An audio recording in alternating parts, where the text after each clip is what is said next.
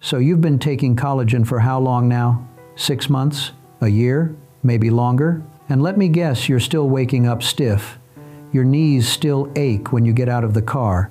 Your hands still feel tight in the morning, and you're wondering, is this stuff even doing anything? Here's the thing that bothers me.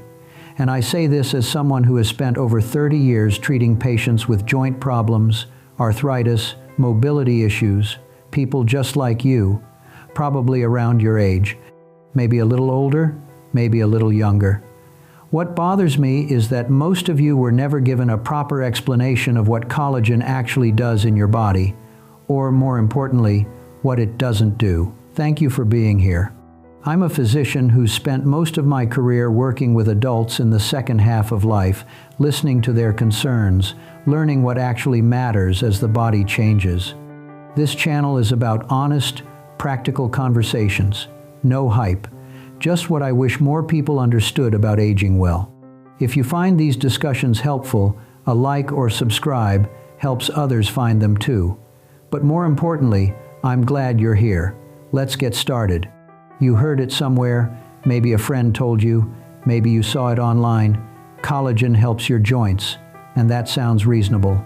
Collagen is part of cartilage. Cartilage cushions your joints. So taking more collagen should help, right? It sounds so logical, but the reality is much more complicated. And I've watched too many patients spend years taking collagen supplements the wrong way, expecting the wrong results, while the real problems in their joints went unaddressed. Not because collagen is useless, it's not, but because of how it's being taken, when it's being taken, and what people believe it's actually doing.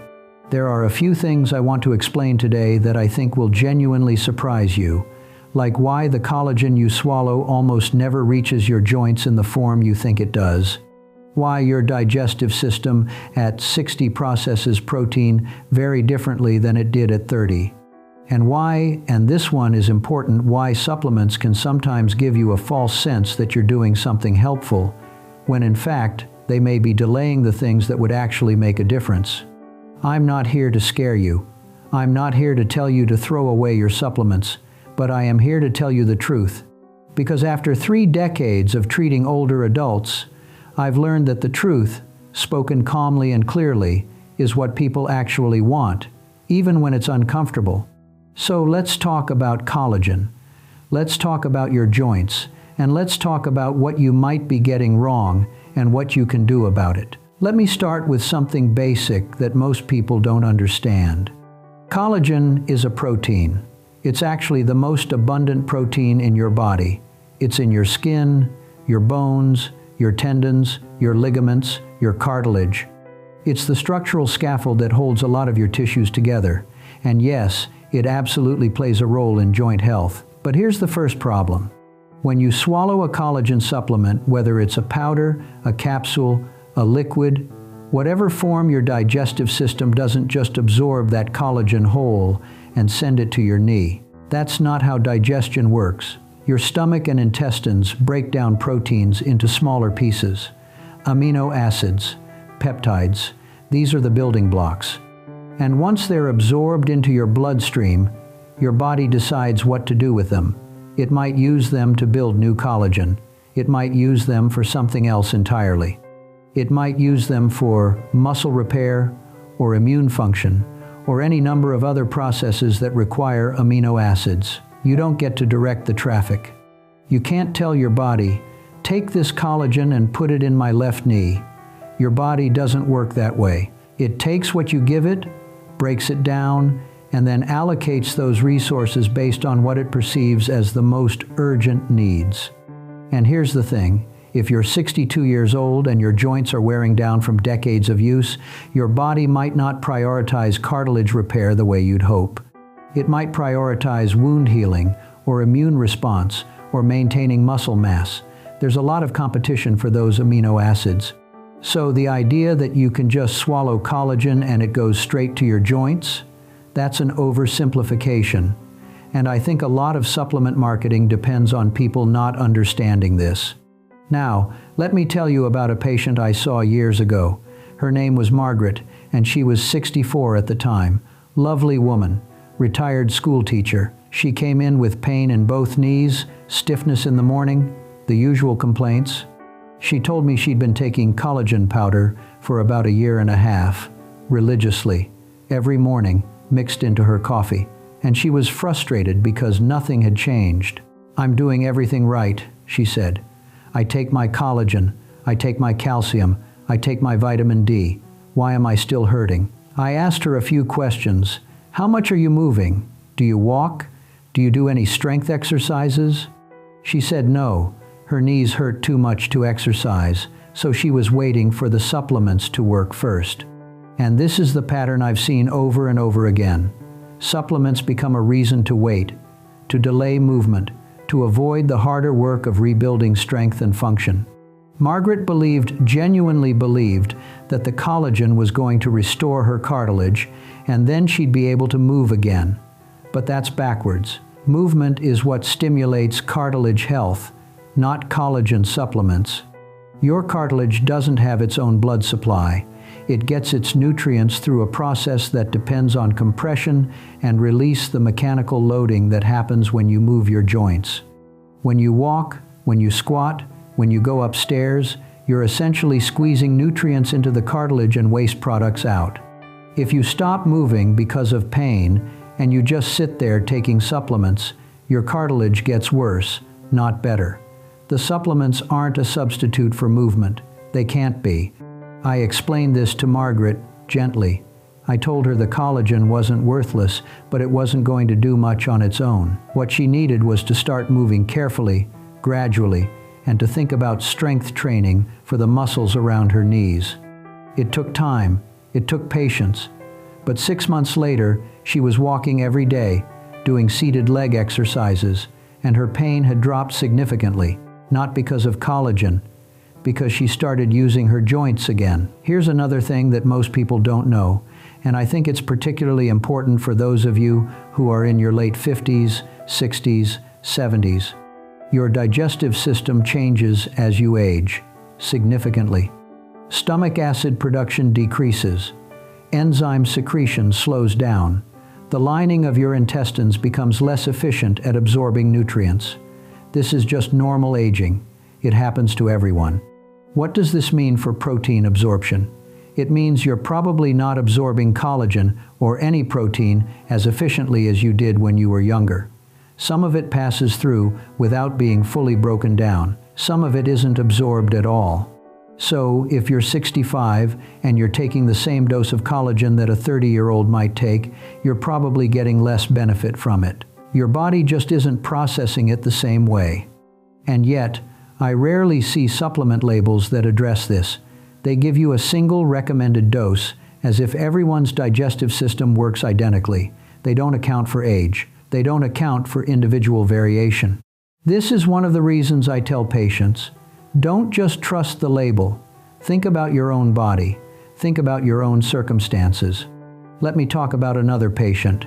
His name was Richard, 71 years old, former construction worker. Strong guy, but years of hard labor had taken a toll on his joints, both hips, both shoulders, chronic lower back pain. Richard was taking 3 different supplements for his joints: collagen, glucosamine, and chondroitin. He'd been doing this for about 4 years. He believed in it. He told me it was keeping things from getting worse. But when I examined him, his joint mobility was declining. His strength was declining. He was doing less and less physical activity because the pain was increasing. I asked him, "Richard, do you think these supplements are working?" He paused. Then he said, "Well, I don't know what I'd be like without them." And that's the trap. The fear of stopping becomes the reason to keep going. You don't know if the supplements are helping, but you're afraid to find out what happens if you quit. This is what I mean by false reassurance. The supplements give you a sense that you're doing something proactive for your joints. You're taking action. You're not just sitting around waiting to deteriorate.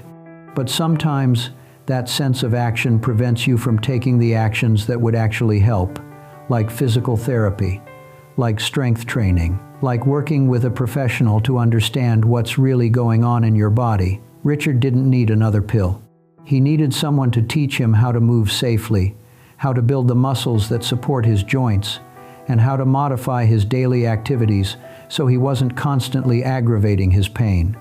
We worked on that together. It took time. It was harder than taking a supplement, but it worked. I want to be clear about something. I'm not saying collagen supplements are worthless. That would be an overstatement. There is some evidence, modest evidence, that hydrolyzed collagen peptides may have benefits for skin elasticity and possibly for some aspects of joint comfort. Some studies show small improvements in pain scores. Some show improvements in skin hydration. But the effect sizes are generally small, and the quality of the research is often questionable. A lot of these studies are funded by supplement companies. A lot of them have methodological issues. A lot of them show results that are just barely statistically significant. So when I look at the evidence, I see something that might help a little bit in some people under certain circumstances. I don't see something that's going to transform your joint health or reverse years of wear and tear. And that's okay. Not everything has to be a miracle cure. Sometimes small benefits are worth pursuing as long as you have realistic expectations. The problem is that most people don't have realistic expectations. They've been told by marketing that collagen is going to rebuild their cartilage, restore their joints, make them feel young again. And when that doesn't happen, they feel frustrated and confused. So, let me give you some realistic expectations. Collagen supplements might help a little with joint comfort, maybe. For some people, they're not going to rebuild damaged cartilage. They're not going to reverse osteoarthritis. They're not going to eliminate the need for movement, strength training, and proper medical care. If you want to take collagen as part of an overall strategy for joint health, that's fine. I'm not going to tell you to stop, but don't make it the centerpiece of your approach. Don't rely on it, and don't let it give you false confidence that you're taking care of the problem. Let me talk about timing for a moment, because this is something a lot of people get wrong. Many of my patients take their collagen first thing in the morning, often with coffee. Some take it before bed. Some take it randomly throughout the day. Here's the thing, if you're taking collagen, the research that does exist generally suggests that taking it with vitamin C might improve absorption. Vitamin C is necessary for collagen synthesis in your body.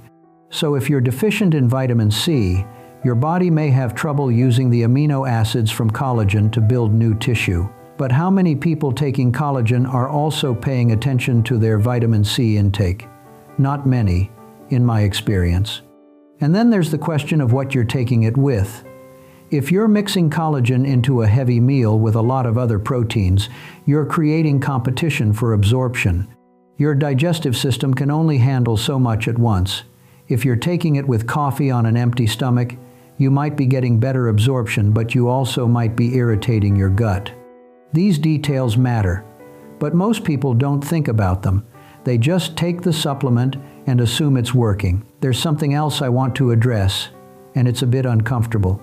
The supplement industry is not well regulated in the United States. The FDA does not review supplements for safety or efficacy before they go on the market. They don't verify that what's on the label is actually in the bottle. They don't require companies to prove their claims. This means you're often taking these products on faith. Now, there are reputable companies out there. There are third-party testing organizations that verify quality. If you're going to take supplements, I would strongly encourage you to look for products that have been independently tested. Look for the USP seal, or NSF certification, or something similar. But even then, you're still dealing with a product that hasn't been proven to work the way the marketing suggests. You're still making a bet, and I think older adults, in particular, need to be careful about how many bets they're making.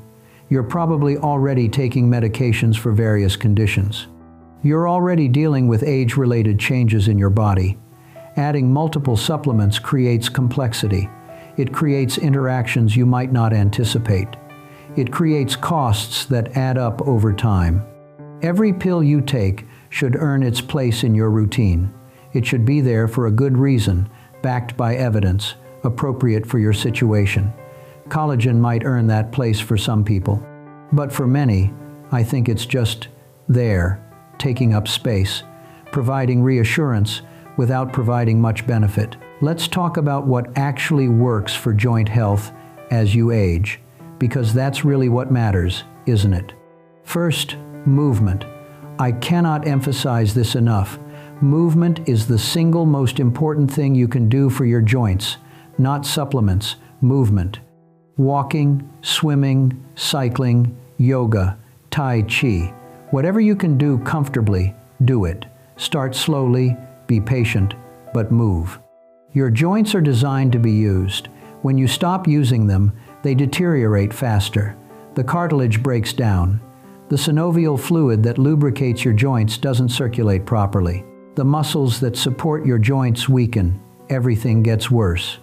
So even if movement is uncomfortable at first, you have to find ways to do it. Work with a physical therapist if you need guidance. Modify exercises to accommodate your limitations. But don't stop moving. Second, strength training. This is something a lot of older adults avoid because they think it's going to hurt their joints. But the opposite is true.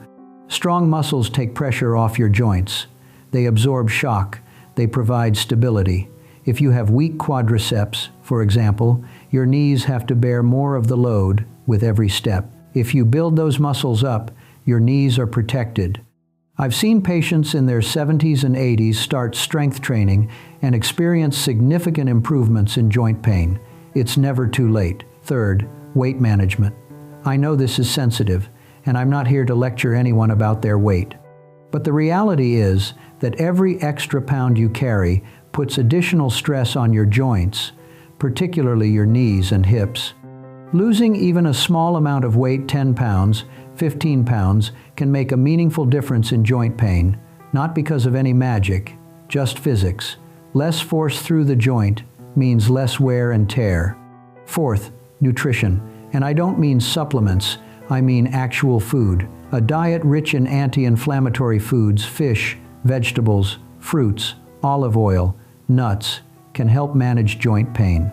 A diet high in processed foods, sugar, and refined carbohydrates can increase inflammation throughout your body, including in your joints. You don't need a perfect diet, but paying attention to what you eat can make a real difference over time. Fifth, sleep. This one surprises people, but it's important. Poor sleep is associated with increased pain sensitivity.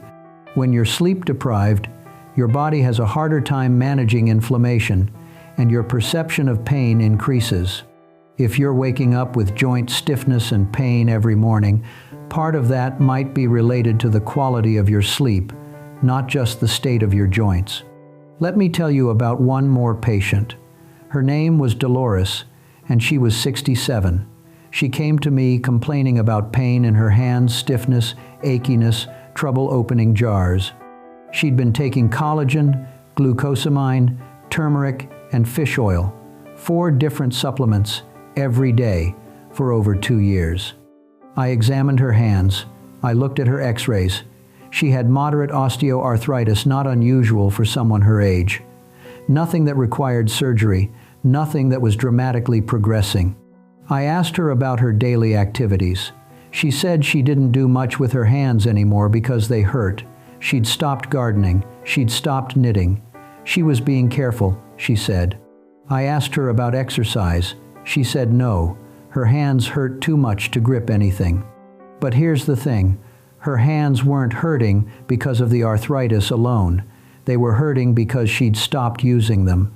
The muscles in her hands had weakened. Her grip strength had declined. Her joints were stiff from lack of movement. I gave her some simple exercises, squeezing a soft ball, stretching her fingers, opening and closing her hands repeatedly.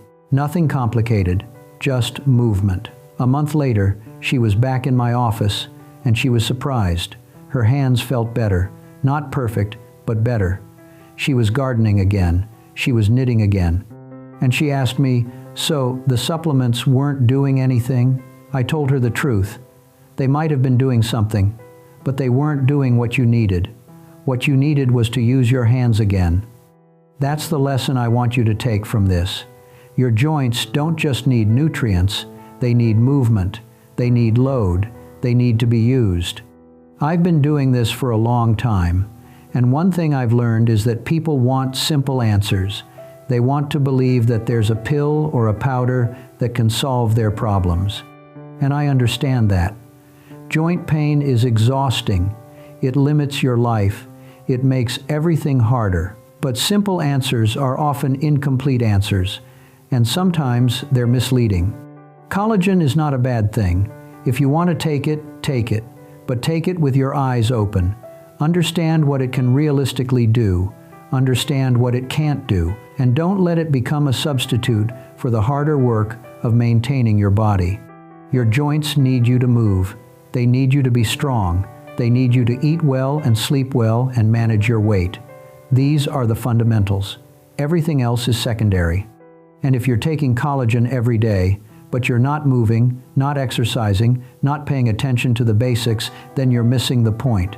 You're putting your faith in the wrong thing. Before I finish, I want to say something about medical care, because there are situations where supplements and exercise aren't enough. If you have significant joint damage, if you have inflammatory arthritis, if your pain is severe or getting worse despite everything you're trying, you need to see a doctor. You need imaging. You need a proper diagnosis. You might need medication. You might need physical therapy. In some cases, you might need surgery. Supplements should never delay appropriate medical care, and I've seen that happen too many times. People convince themselves that they just need to find the right supplement, the right combination, the right brand, and they put off seeing a doctor for months or years. Don't do that. If something is seriously wrong with your joints, supplements aren't going to fix it. Get evaluated. Get a diagnosis. Work with professionals. So let me wrap this up.